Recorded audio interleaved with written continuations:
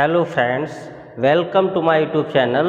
आज हम लोग पढ़ेंगे त्रिकोणमिति का परिचय, इंट्रोडक्शन ऑफ ट्रिग्नोमेट्री। देखिए भाई क्या है, मतलब इस लेसन में सबसे पहले इसमें हम लोग क्या पढ़ेंगे कि आखिर त्रिकोणमिति है क्या, कहते किसे हैं, ये क्या है, आखिर इसका दैनिक जीवन में हमारे यूज क्या है। अगर हम इसको कक्षा 10 में पढ़ रहे हैं तो कहीं ना कहीं से तो मेरे जीवन में इसका कहीं ना कहीं यूज होगा, कहीं ना कहीं यूज करते होंगे। क्या निकालते हैं इससे और इसमें क्या क्या चीज़ है, इम्पॉर्टेंट सूत्र और जो भी कुछ इसमें हमें पढ़ना है वो सब हम इस वीडियो में देखेंगे। तो आइए भाई देखते हैं इसमें सबसे पहली चीज़ आती क्या है। तो सबसे पहले हमारा लिखा है त्रिकोणमिति का परिचय। इस त्रिकोणमिति को अंग्रेजी में हम शब्द से लिखते हैं ट्रिग्नोमेट्री।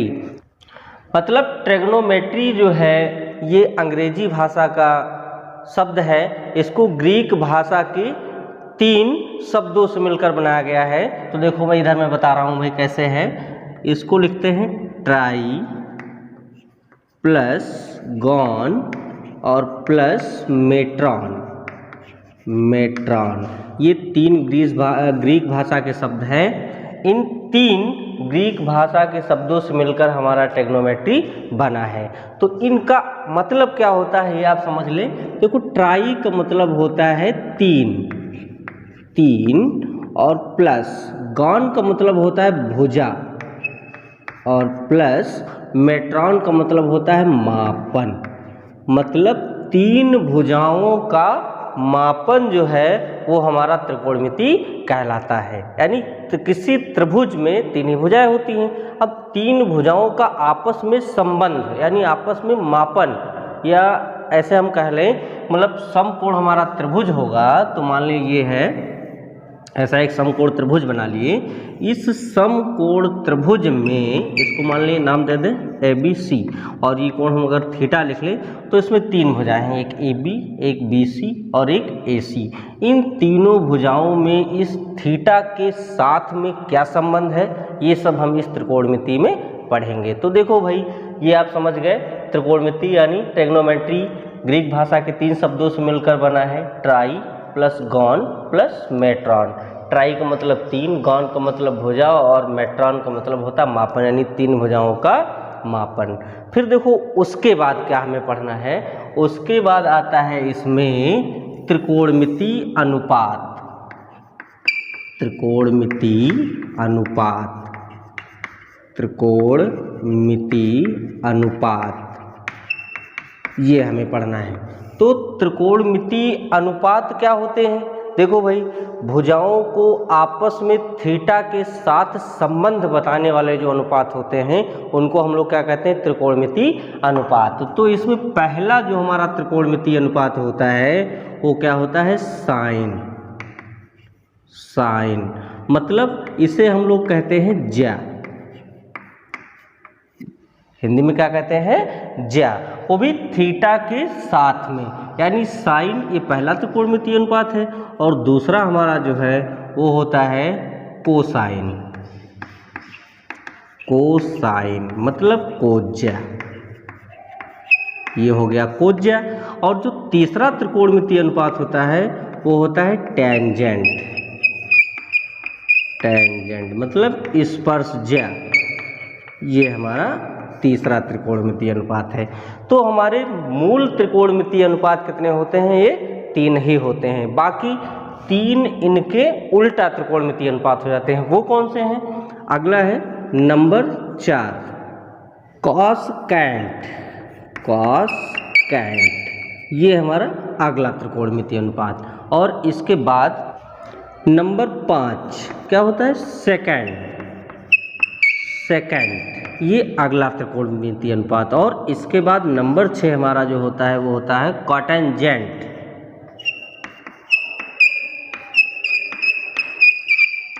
ये हमारे हो गए कितने त्रिकोणमिति अनुपात, 6। ये टोटल हमें 6 त्रिकोणमिति अनुपात पढ़ने हैं। तो इसको सब लोग जानते हो क्या, हम लोग साइन ही लिखते हैं और इसको क्या लिखते हैं, कॉस, और इसको क्या लिखते हैं, टैन।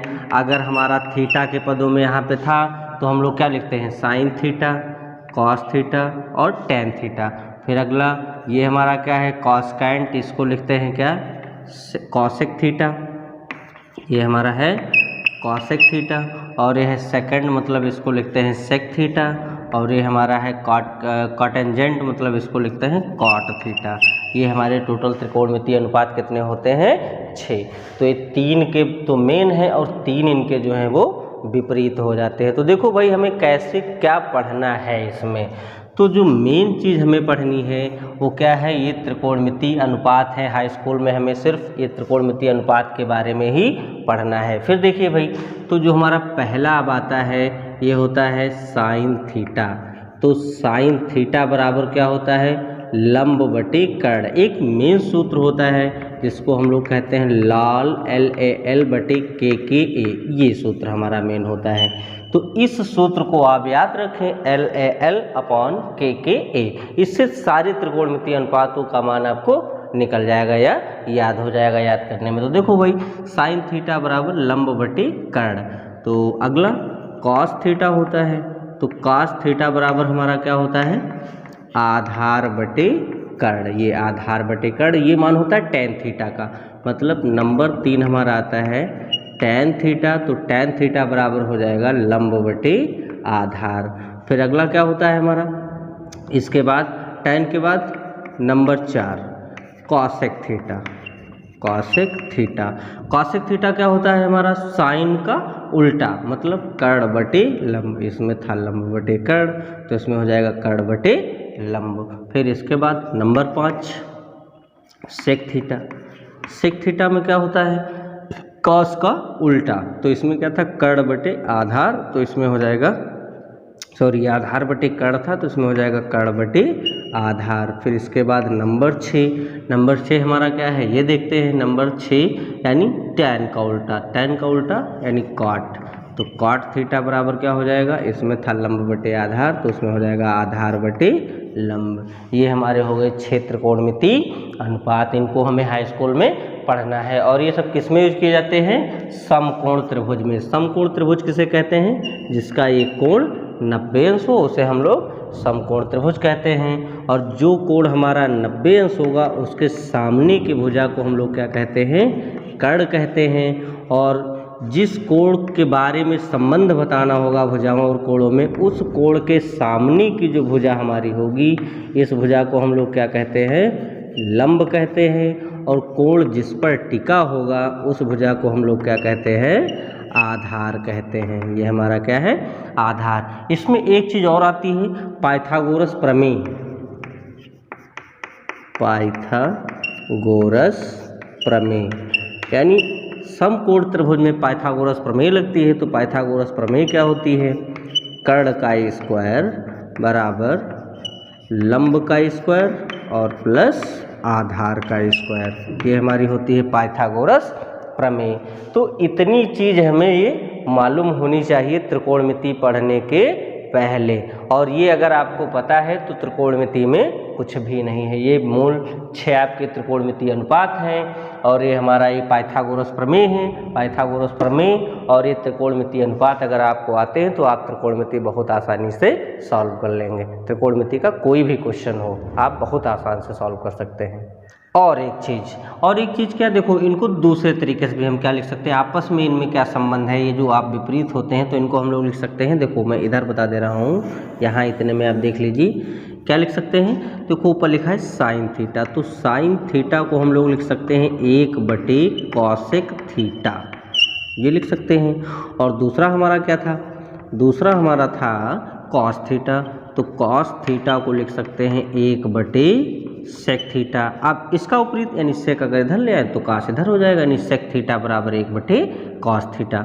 और तीसरा हमारा क्या होता है? टैन थीटा, तो टैन थीटा को लिख सकते हैं 1 कॉट थीटा, ये लिख सकते हैं। या देखो मैं इनके उल्टा भी लिख दे रहा हूँ, यानी कॉसेक थीटा को लिख सकते हैं 1 साइन थीटा, और सेक थीटा को हम लोग लिख सकते हैं 1 कॉस थीटा, और कॉट थीटा को हम लोग लिख सकते हैं कॉट थीटा बराबर 1 tan थीटा। मतलब ये आपस में इनमें संबंध, जैसे इधर मैंने बता दिया क्या, ये सब आपस में, ये 3 तो मूल होते, 3 इनके उल्टा होते हैं। तो बिल्कुल वैसा भी देखो, इसके उल्टा ये था, तो sin थीटा बराबर 1/cosec थीटा, और cos थीटा बराबर 1/sec थीटा, और tan थीटा बराबर 1/cot थीटा, और cosec थीटा बराबर 1/sin थीटा, और sec थीटा बराबर 1/cos थीटा, और cot थीटा बराबर 1/tan थीटा।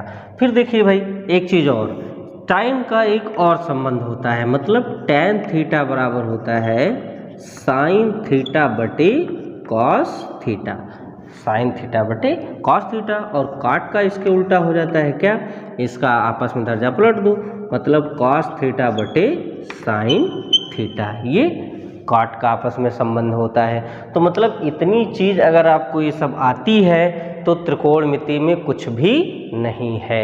और आशा करते हैं जितना कुछ मैंने आपको बताया ये सब आपकी समझ में आया होगा।